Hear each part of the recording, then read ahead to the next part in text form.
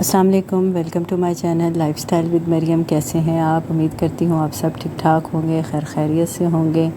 اور جناب آج پک رہی ہے ماش کی دال۔ آپ نے بھی کہنا ہے کہ اس نے دالوں کے اوپر زور دیا ہوا ہے۔ اصل میں پرابلم یہ ہے کہ میری کچھ ویڈیوز سیو ہو کے رکھی ہوئی تھی، تو میں کچھ ان کو ایڈٹ کر دیتی ہوں، کچھ جو میں تازی بناتی ہوں یعنی فریش بنا رہی ہوتی ہوں تو وہ ان کو بھی ایڈٹ کر دیتی ہوں، تو اسی لیے ذرا 2-3 طرح دالوں کی ویڈیوز آگے پیچھے کٹھی ہو گئی۔ 2 دالوں کی تو میں نے فریش بنائی تھی اور یہ میرے پاس پڑی ہوئی تھی، تو میں کہا یہ بھی ویڈیو آپ کے ساتھ شیئر کر لوں۔ اصل میں مزدور بندہ ہے، جاب پر ہوتے ہیں تو ادھر ادھر کی ویڈیو بنانے کا ٹائم نہیں لگتا، تو سوچ رہی تھی کہ آپ سے فیس ٹو فیس بات کر لیا کروں، یا جب پول میں مجھے تھوڑا سا بریک ٹائم ملتا ہے تو اس ٹائم آپ ویڈیو بنا کے تو گپ شپ کر لیا کروں، پر اس ٹائم گرمی سے اتنا برا حال ہوا ہوتا ہے کہ اپنی شکل خود دیکھنے کو دل نہیں کرتا تو کسی اور کو کیا دکھائے۔ تو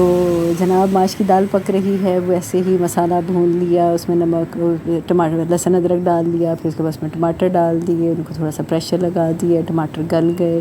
مسالہ تیار ہو گیا، نمک مرچ ہلدی سوکھا دھنیا زیرہ ڈال دیا، تھوڑی سی یخنی ڈال دی، وہ میں نے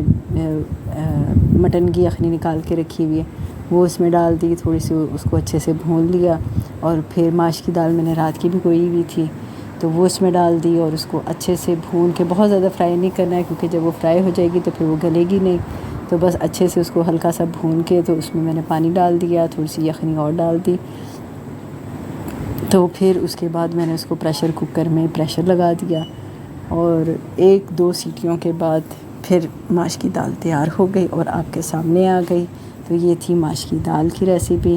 تو ماش کی دال بنا رہی تھی تو پھر مجھے عائشہ جی یاد آ گئی کہ ان کو بڑی پسند ہوتی تھی، وہ پتہ کیا کرتی تھی، اس طرح ماش کی دال بنا کے بعد میں اس کو توے کے اوپر بھون لیتی تھی، اور پھر نمک مرچ انڈے میں ڈال کر اس کو بھی فرائنگ پین میں بنا کے اس کو بالکل توڑ لیتی تھی، تو پھر وہ ماش کی دال میں مکس کر کے کھاتی ہوتی تھی۔ تو ہم اس کو اکثر کہتے ہوتے تھے عائشہ جی یہ کیا آپ کھا رہی ہیں؟ تو کہتی مجھے ایسے ہی اچھا لگتا ہے۔ وہ ارویاں بھی ایسے ہی کھاتی تھی، ان کو بریک بریک کاٹ کے اور توے کے اوپر بھون لیتی تھی، ہلدی نمک مرچ ڈال کے، تو اس کو فرائی کر کے لیمن ڈال کے وہ کھا لیتی تھی۔ تو وہ ذرا بڑا بیبا بندہ تھی، تو بس وقت کے ساتھ ساتھ کئی مرتبہ کئی چیزوں کے ساتھ ہمیں اس کی یاد بہت آتی ہے۔ ظاہر ہماری بہن ہے تو چلی گئی تو کوئی بات نہیں، لیکن ہمارے دلوں میں ضرور ہے وہ، ہم اس کو کسی نہ کسی بات پہ ضرور یاد کرتے ہیں، کبھی کوئی شادی، کوئی فنکشن یا کوئی خوشی، کوئی غمی،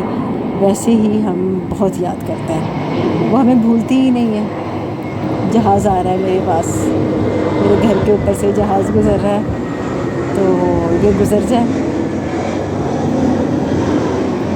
تو اب آپ کو آئیڈیا ہو گیا ہوگا کہ میں ایئرپورٹ کے قریب رہتی ہوں۔ جی بالکل، میں ایئرپورٹ کے بہت قریب رہتی ہوں۔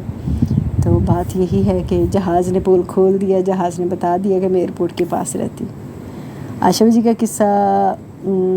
اگلی ویڈیو لمبی بناؤں گی نا، تو پھر عائشہ جی کا قصہ شروع کروں گی۔ تو یہ جناب آپ ماش کی دال دیکھ لیں، ماش کی دال انجوائے کریں، اور خوش رہیں، آباد رہیں، ہنستے کھیلتے رہیں، اور میرے لیے دعا ضرور کریں، اور میری باجی کے لیے فاتحہ ضرور کیا کریں، تو کسی کی بھی دعا لگ سکتی ہے۔